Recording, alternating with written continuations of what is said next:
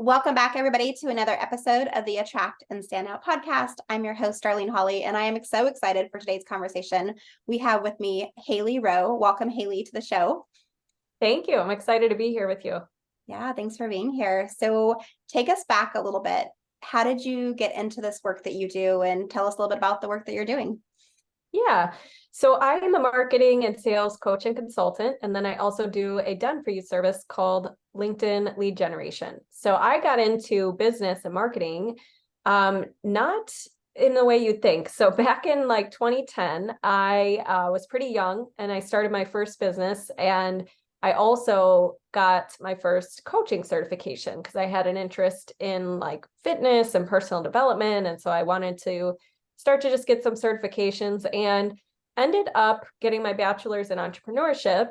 And then I was like, well, I do want to have my own business, but I don't really know quite yet what I want it to look like, who I want to be working with, all that kind of stuff. And so I ended up working in business development and marketing for some startups, and they were all in the personal development or wellness space. And I loved it because it was combining my passion for entrepreneurship and marketing and learning copy and having to work in a fast-paced environment with some of my passions and helping make the world a better place with the power of coaching or personal development-based products. So I loved it. And then in 2017, the company that I worked for, actually the day after Halloween, had to let everybody go in one day because they had a lot of delays they were experiencing. They had brought everybody on a little early. And the thing about working at startups is you are all invested. I moved across the country for this job. I was working all the time. I didn't really have a social life during that time period in my life. And of course, I could have probably set some better boundaries, but you're also really invested in it and you want to see it take off, and you're a key part to the team. And so I realized, even though I had been told, like, oh, like this is all looking great, like you're doing a great job, you might even get a promotion, like it all ended very quickly. Yeah. And so I decided at that point, well, if they don't really know either what they're doing and they're figuring it out as they go, I guess I could do the same in my own business. So without getting fired, right? Like I could keep myself employed. So I decided at that point to work individually with wellness or personal development based business owners. And so I started to coach and consult them and develop my podcast called Health Coach Nation, which is for coaches who want to grow their business. And since then, I've expanded to work with other service providers, but that's how I got my start. And hopefully that wasn't too long. Yeah, that's perfect. I love how you shared, like, you were all in with this company and things didn't work out. And so it inspired you to like, well, I'm going to go all into myself. I'm going to put all my eggs in this basket and believing that I can do this thing. And I think that a lot, like, I know when I think back to like starting my business, I took a leap of faith. I took the leap, and then I assumed the net was going to catch me because there was no other option at that point for me. I was like, I want something different. I want to be able to have like that freedom and flexibility and to do the things that I wanted. And I had a trust in myself. Like, so many other people are like, don't start your own business, stay with your cushy, job and your 401k and like all those things that I feel like we used to hear, where I think it's shifted a lot now. Like, I'm like, those words would never come out of my mouth to my kids. I'm like, yeah, right. I don't even talk to them about like starting a career. I'm like, let's start your own business. I'm like, you want, like, my daughter, she's 12. She was talking about the summer we went to Hawaii, and she was like, I think we should start a business like selling smoothie bowls. And so cool. She's got the name built out. She's got everything she wants to do. And she's like, when we got back from the trip, she was like, well, are we going to start it? And I'm like, dude, you're 12. Like, who's going to have to run this shop for you for the next like 6 years? I'm like, that'd be me. And I'm like, I already have a business. Like, we will definitely keep that on the side. But I think it's so important that we like look at like, how can we take care of ourselves and, do those things. So how many years have you had your business now then? I would say officially since 2017. Okay. Yeah. You're coming up on that 5-year point, which is amazing. Congratulations. Thank you. Yeah, I've been in entrepreneurship and in the coaching industry since like 2010, but I would say I officially count my, like, I'm dedicated doing this all in 2017. Yeah, that's amazing.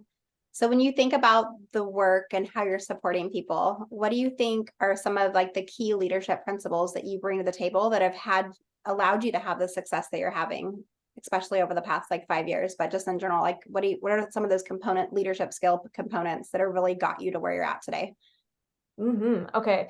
Well, the first thing is decisiveness, because I find a lot of times entrepreneurs stay in this overthinking shiny object mode where they can't decide what's the right niche, what's the right thing to put on my headline, what's the right, time to launch my program or whatever. And the truth is, I really think speed of implementation is key as an entrepreneur, and you have to be willing to make a decision and line up with it and test it and then keep refining and adapting along the way. So your best bet is to give yourself as many like decision-making criteria that you can in your life, or make decisions easier for yourself by either having systems or having, like you hear about these entrepreneurs who wear the same thing every day. Like the more things you can automate, they're like, no, it's decided, I do this, and clear up your headspace to be able to keep moving forward. That is really, really key. I think another thing is I'm a quick starter. So it's really important to, if you have an idea, it's not that like, I'm the kind of person where I do get focused on an idea and I go deep with it rather than wide. So a lot of times I see people trying to do, as we talked about, the shiny object syndrome, like 5 social media platforms at once, all inconsistently without a clear protocol. And it's just, they end up giving up because they're so spread thin and they don't really have a plan. So I think going deeper rather than wider is important. And then I would say being solutions oriented, always having a quick like bounce back rate and focus on what you can do and what's within your control, compared to focusing on questions like, why is this so hard? Why do the algorithms hate me? Those are all stuck questions. Solution oriented questions are like, how can I work the social media the way that works for me? What would be reasons why my success is inevitable? How can I make it inevitable? Like questions like that are a little better, and asking questions, specific questions, giving your brain stuff to sort out. Like if you get bothered in your business or overwhelmed, what is bothering me? What is overwhelming me the most? And being able to prioritize key things that are going to help, have the domino effect on everything else in your business. I think that's important as well.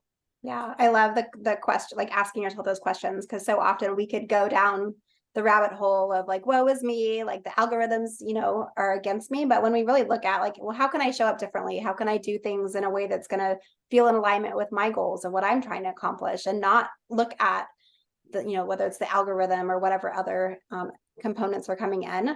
It just shifts how we're looking at life. It shifts how we're showing up. And then things start to come together. Like it's when we stay in that, like, to me, it's like a tornado cloud where we're just like tumbling all around. We don't really make any progress. We stay stuck. We stay small. That inner critic comes in and we start telling ourselves like, who am I to be in this space? Am I even worthy enough to be here? There's already 5 million other people that are doing the same exact thing that I'm doing. Like what's the special thing that I'm bringing? That when we like really flip it and like realize like our gifts and our talents and our skill sets and the things that we're bringing, everything else starts to come together. Yeah. So when you think of like growth for yourself and growth strategies, I'd love if you could share like what are some specific things that maybe you tell your clients, or that you love to support the leaders in the organizations you're working with and the business owners. Like what are some of those pieces that allow them to get the growth in today's market space? That's a great question. So a couple things. One, I really love Alex Hormozi's framework that's called More, Better, New. And I use the same thing. Like I would rather have my clients start with more volume of what has worked in the past, or why people have bought in the past, really amplifying and marketing that before adding new. And so first is volume of what already is working. Second is doing better at those things that you're amplifying the volume of. So, if word of mouth has been amazing for you, why not have a word of mouth referral program and really focus on marketing that? So better. And then new is like, okay, once you're having those streamlined, they're going really well, they're amplified. then we can start adding in new things. So that's one framework I think of. But the other thing with growth strategies is I'm always about, let's think about what's the lowest hanging fruit first. So if you had to go get a client tomorrow or go get more sales tomorrow, where are those like little missed opportunities or things you can install in your process to have a better conversion rate, et cetera. Because I think a lot of times people miss things that like they're already doing on a daily basis, but it could just have that little tweak or whatever and be a lot better. And then the last thing with growth strategy is I am really big on relationship building marketing, partnership marketing, collaboration marketing, because the cool thing about that is you can get in front of many people at once, usually organically and free. And it's a win-win if you have a partnership with somebody, like if they promote you to their audience and they get a referral commission or something, or affiliate commission, it's just a win-win all around. So big fan of that. And LinkedIn is another thing I'm obviously a big fan of, which we can talk about or not, but I love LinkedIn because I feel like it's a networking platform. People expect building relationships on that platform. It is a higher caliber, like people on there tend to make more, tend to be more serious, et cetera. So I'm a huge fan of using LinkedIn for my business and connecting with my potential clients or my potential partners. And obviously there's a right and a wrong way to do it, meaning some people go on there and misuse it and send really salesy pitches and stuff like that. But there's also a right way to use it when building relationships. So those would be kind of broad span the kinds of things I'm interested in with clients. Yeah, I love that. And let's go a little bit deeper on the LinkedIn piece, because I know that's an area that you're an expert in and you work a lot with your clients on LinkedIn.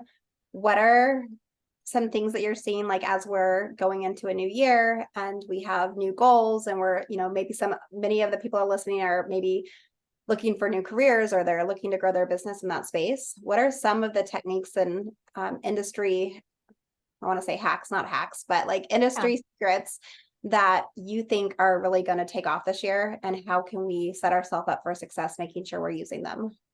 Yeah. Well, I think the first thing is if you are going to use LinkedIn, I do highly recommend you get Sales Navigator, and they have a free trial month, but overall your connection request rate, meaning when you send a connection request to somebody you want to connect with in your field or locally or with mutual contacts or a potential client, you're going to have a way higher connection rate. There's no, like, I don't have the reasons why, but it is that way. So you definitely want that. It allows you to do better targeting. And I think the other thing to keep in mind with LinkedIn is it's a very cool process where once you're connected with somebody, they're going to keep seeing your stuff.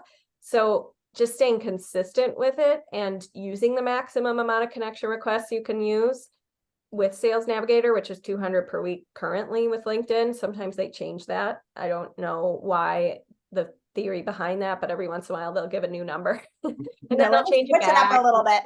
Yeah. So anywho, normally it's 200 a week right now as it stands. But anyways, that's a great way to just constantly be expanding your network. And I think the other thing is, or like an industry secret, is think about how can you stand out and make it more personal. So I don't know if that's a secret or not, but I think a lot of people tend to have a really long message. And I think what works the best is a short connection request message, like maybe you're connecting with somebody locally who could be a potential partner for you or something. So keep it short and simple. Notice we're both in the local area. And then the second message would be something that asks a question, open up and explore conversation, if they have a need or goal, if it's a potential client, or if they are open to partnership or collaboration, if it's a potential collab partner. So ending it in an open question, keeping it short, that's going to be really important because our attention spans keep getting shorter and shorter. And that is pretty important. Yeah, I love those tips. It's like, I personally use LinkedIn as one of my lead sources, and I love building relationships and connections on there. And like you alluded to, like so many people are coming at it from a salesy angle. Like before they even say, hey, my name is, they're like trying to sell their thing at you in the chat. And I think that's what discourages so many people from using LinkedIn is because we get so many people that is like, are we really here trying to make, I mean, we all know we're all in business or we have careers and we're, building our community and our connection. And how can we partner with each other? How do we collaborate? How do we come together and support each other versus it being like just like a sales place is what most of us are thinking about. Yeah. And one other little secret is if you are going to be posting on LinkedIn, they have indicated that LinkedIn doesn't like when your call to action in your post is something like DM me yes, or like comment yes below for the free guide.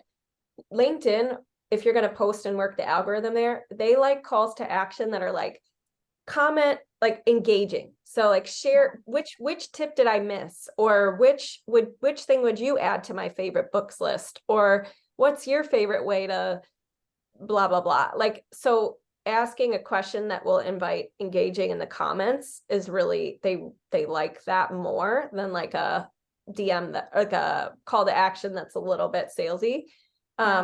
And the other thing is you want your posts on LinkedIn to be 8 lines or more, where people will have to click read more. That is a good, for some reason they like when people do that. It indicates that your post is valuable.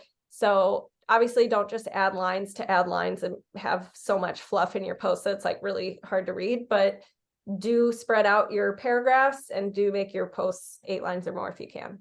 Yeah. I visually appreciate that because sometimes when it's like one big block of text, I can't read it. I'm a skim reader. I'm like, if it's short, and I'm like, I love when it's easy for me like to digest it really quickly. I can take in the content, the information, or I can also identify quickly, like, do I want to read the rest of this? Is it worth my time and energy? Whereas if it's a giant blob, I'm like, yeah, I'm done. What do you think about pictures with LinkedIn right now? That's like, good. is that something that's still grabbing attention? I would add pictures. And I think a lot of people think, oh, I have to be super stiff and serious and all my LinkedIn posts and wearing like a blazer.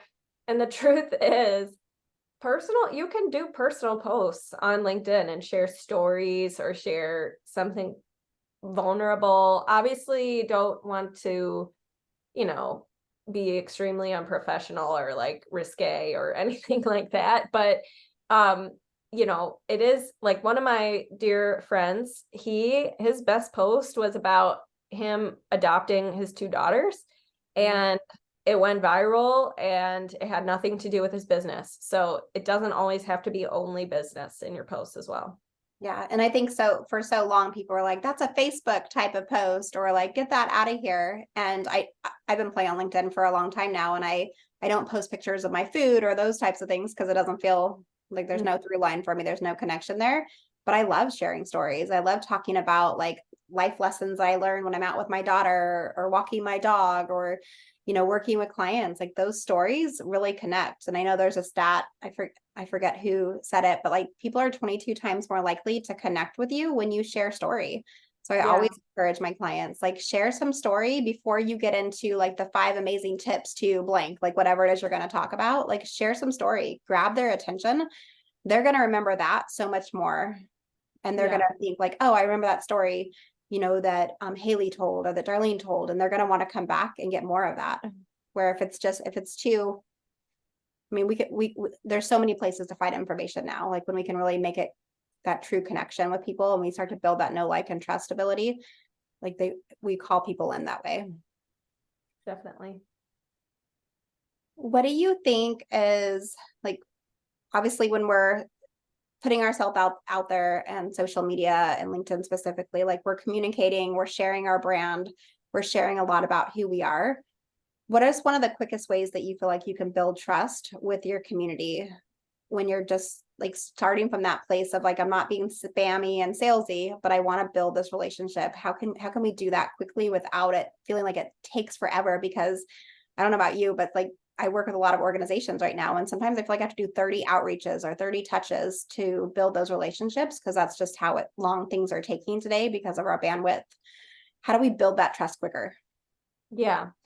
Well, a couple things. One is make sure your language is targeted to specifically who you want to work with and attract and repel maybe the other people. So when people feel like you're talking directly to them using their own words, that's going to build trust faster and better. So don't don't guess what your audience wants, really interview them, ask them, hear from them, think about your best clients and what they're saying to you and use that for your inspiration.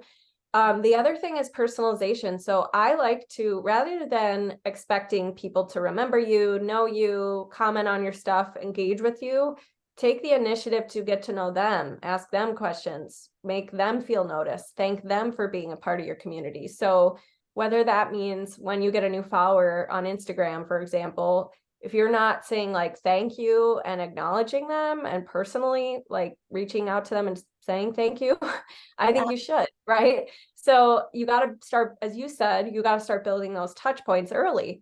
And that can help somebody, like when you listen to them, like, hey, do you have a podcast topic you'd love to hear? I'm planning my next month of content. What would be useful when it comes to business, right? That would be a good question. So being personable. And then I think the other thing with building trust is anytime you can get in front of a new audience being endorsed by somebody, meaning, which is why I'm such a big fan of partnerships. Like if I came into a program as a guest speaker, immediately I'm going to have more trust because the founder of that program is bringing me in and trusts me and is introducing me to their audience rather than me coldly reaching out to their audience and them not knowing, them not be their leader. It did not introduce me. So warm intros, warm referrals, getting in front of somebody else's audience, being kind of like seen as a expert by that person who's bringing you in, that's way more effective than if it's just nobody knows you and you're coldly reaching out to them. Yeah, absolutely. Yeah, that relationship skill building is so valuable and so important. And like to highlight on some of the things you said, like I call it liquid gold. When it comes to like using your ideal clients, I'm like, that's liquid gold. So if your ideal clients are saying something specifically, absolutely use it in your messaging because it's so powerful. They're like, they connect so quickly to it. And then one of the questions that I've been using that seems to be getting some great conversation started is I'm like, what's exciting in your world right now? Like super simple question, nothing. Yeah. I'm like, it's a positive question that works better than saying, what's the worst things going, like, what are you struggling with right now?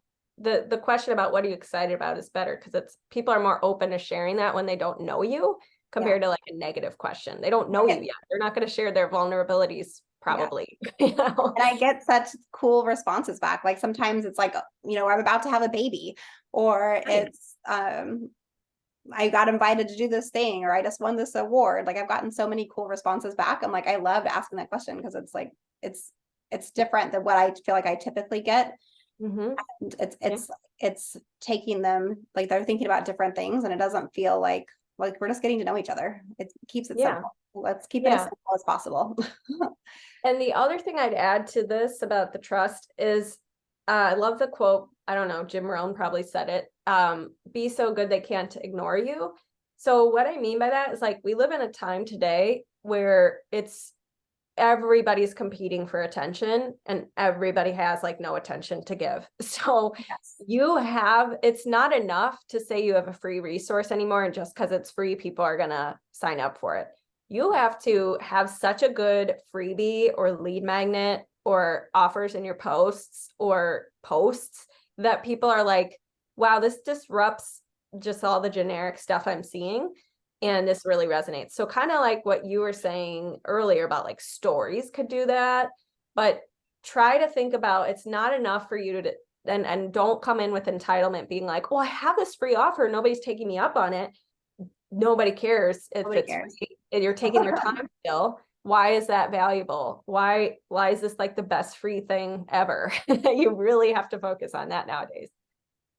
Yeah, absolutely. Like you said something that I say often too, like you want to attract the people that are coming to you and you're repelling people as well. And so how do you like really grab the people that are your right types of clients, the people that you're going to be able to build great relationships with, collaborate with, get those referrals?